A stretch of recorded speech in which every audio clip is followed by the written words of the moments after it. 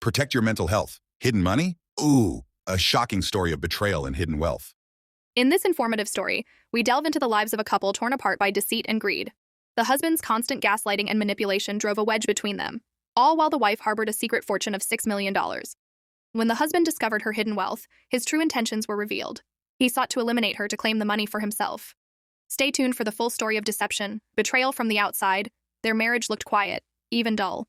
But inside the walls of their home, reality was being slowly dismantled.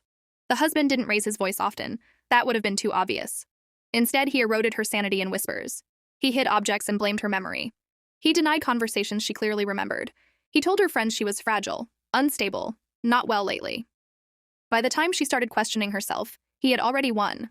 Or so he thought. What he never understood was that she had been preparing for years. Long before the gaslighting turned cruel, long before the subtle threats began, she had built something he could never touch. The $6 million wasn't sitting in a simple account. It was locked inside layered trusts, offshore holdings, and legal structures designed to survive betrayal. Every dollar had a paper trail. Every move had a contingency, and his name was nowhere on it. The moment he discovered the money, his mask slipped completely. His concern became obsession. His affection turned predatory.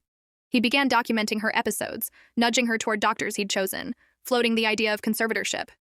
Then came the accidents, the loose stair rail, the pills switched in their bottles, the helpful suggestion that she increase her medication dosage. He wasn't hiding anymore. He was escalating. What he didn't realize was that she had already contacted an attorney specializing in financial abuse and coercive control. Every conversation was recorded, every threat logged, every manipulation time-stamped. She let him believe he was winning. She let him plan. And then she gave him exactly what he wanted. She filed first, but not for divorce. She filed a civil complaint outlining years of psychological abuse, financial coercion, and attempted exploitation, backed by expert testimony and irrefutable digital evidence. Simultaneously, she triggered a clause in her trust, one that activated automatically upon proof of spousal abuse. Overnight, the money was no longer just protected, it was untouchable. But she wasn't done. On the day he expected to gain control, when he thought a court would question her sanity, he walked into a packed courtroom and realized the audience wasn't there for her. Journalists filled the benches. A court reporter typed nonstop. Screens lit up with exhibits he'd forgotten existed. His messages, his voice recordings, his carefully worded threats. The judge didn't look at her once. Instead, the court ruled that he posed a credible threat. A restraining order was issued. His petition was dismissed. And then came the final blow, one he never saw coming. That afternoon, a press conference was held. His employer, his professional board, his community. They all heard the same words: coercive control, spousal exploitation, attempted financial predation. His reputation collapsed in real time. Sponsors pulled out, contracts vanished, friends disappeared. The man who tried to erase her was suddenly very visible and very exposed. She never raised her voice, never cried on camera. She simply stated the facts and walked away. In the end, he didn't lose her money. He lost everything else. And the woman he tried to destroy. She testified, signed the final papers, and stepped into a life he could no longer touch. Proof that the most dangerous thing an abuser can underestimate is a woman who's been quietly planning her escape. Now this is definitely a good "Am I the a-hole" story from Reddit. Because right away, the boyfriend is being super biased towards her friends and not his. So, let's see how she went ahead and dealt with this and didn't let any water go under the bridge. She says, "Am I the a-hole for telling my boyfriend he can't ban my friends from our place if he keeps inviting his?"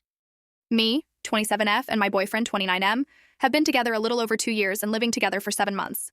Our apartment is small but comfy, 1 bedroom, a living room that's basically also our dining room. Thin walls, the usual. I'm pretty social, so every couple weeks I'll have 2 friends over for a few hours. We cook something easy, watch a dumb movie, talk, then they leave. It's not like a raging party, but yeah, we laugh, we're loudish sometimes, and we stay up later than my BF likes. I try to keep it reasonable. I always ask before I invite anyone, and if he says he's tired or has an early morning, I'll just go out instead or reschedule. I thought we were fine. Last month he started making comments like, "Your friends are a lot, and they take over the whole space." I asked what that even means, and he said they're too loud and chaotic, and he doesn't want them in our home anymore. That hit me weird because this is my home too, and they've never been rude to him. They say hi, they include him, they clean up their plates. The worst thing they've done is laugh too hard at 1 a.m. once, and the downstairs neighbor banged the ceiling. Here's the part that made me lose it. 2 days after he told me he wants my friends not coming over, he invited his 2 buddies over to watch a game. No warning, I just came home and they're on our couch with beers and takeout. They're way louder than my friends, yelling at the TV, swearing, leaving crumbs. I didn't make a scene. I just went into the bedroom and put headphones on. After they left, I told him straight up, "If you can invite people over whenever, you don't get to tell me my friends are banned. Either we both have a say or neither of us does." He said I'm comparing different things because his friends don't drain him and my friends do, and he needs our home to be a place he can relax. I said okay, but then you don't get to turn our place into a sports bar with zero notice either. Now he's sulking and saying I'm not respecting his need for peace, and that I'm choosing my friends over our relationship. I'm not trying to pick a fight, I just don't want this to turn into him slowly shrinking my life until I'm basically tiptoeing around in my own apartment. Am I being an ass for pushing back on this? Now mind you, his friends come in, and they're yelling loudly like they're outside at a football game or something. But hers can't do that according to him. But go ahead and join this conversation and give all your feedback in the comments below. And don't forget to like, comment, and share. Our mother has been a real pain, and we had to deal with her to make the pain stop. So much interference in so little time. Am I the a-hole for finally telling my mother to back off, even though she was technically a good mom? I, 34F, love my mother. Let me say that up front before anyone sharpens their pitchforks. She raised 3 kids as a single parent after our dad died, worked 2 jobs, never missed a recital, packed lunches with little notes, and somehow managed to keep the lights on and us alive. She was a good mother. She just never learned how to stop being one. I'm the oldest. My brother Mark, 32, is married with 2 kids. My sister Lena, 29, lives with her long-term partner. All of us are financially independent, boringly responsible adults. And yet my mother, Carol, 62, still behaves like she's the CEO of our lives and we're unpaid interns who keep messing up. Examples? Oh, I have examples. She shows up unannounced. Not, I was in the neighborhood unannounced. More like, I let myself in with the spare key and reorganized your pantry because you clearly don't understand expiration dates. Unannounced. She comments on everything. My weight, Mark's wife's parenting, Lena's lifestyle choices, Red, not being married yet. She sends articles none of us asked for with captions like, just thought you should read this, which is mother speak for I disapprove, but I'm pretending to be helpful. The final straw came at my birthday dinner last month. All 3 of us siblings, partners included, were finally in the same room. Mom had been unusually quiet, which in hindsight was the calm before the storm. Halfway through dessert, she pulled out a folder, an actual manila folder. She announced she'd made helpful notes for each of us. Reader. The room went silent. Mark's packet included a budget breakdown and suggestions on how his wife could tighten up the kids' routines. Lena's included wedding venue ideas, despite her having said repeatedly she doesn't want a wedding right now. Mine? A list of age-appropriate health goals and a recommendation that I freeze my eggs before it's too late. Something in me just snapped. I didn't yell. I didn't cry. I calmly pushed the folder back toward her and said, Mom, this is wildly inappropriate. She laughed it off, said she was just trying to help, and that we were all too sensitive these days. That's when Mark spoke up, then Lena. And suddenly, for the first time in our lives, all 3 of us were united and done. Mark told her she was damaging his marriage. Lena told her she felt constantly judged and infantilized.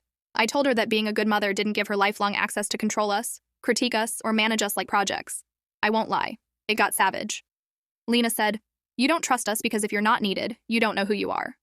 Mark said, You raised us to be independent, then punish us for actually being independent. I told her, Your love feels conditional on obedience, and that's not love. It's supervision. She cried. Hard. Left early. Didn't answer calls for days. I felt awful and relieved. A week later, she asked to meet. No folders, no notes, just her. She apologized, really apologized. No excuses. No, but I meant well. She admitted she was afraid of being irrelevant, of losing her purpose, of us not needing her anymore. She said she didn't realize how much damage she was doing. Since then, she's been trying. She asks before visiting. She bites her tongue. She listens. It's not perfect, but it's real effort. So, am I the a-hole for putting my mother in her place even though she was a good mom who just didn't know when to stop? Because honestly, I think loving someone sometimes means finally telling them no. Don't forget to tell me what you guys think and like, comment, and share. I would love your help in growing the channel.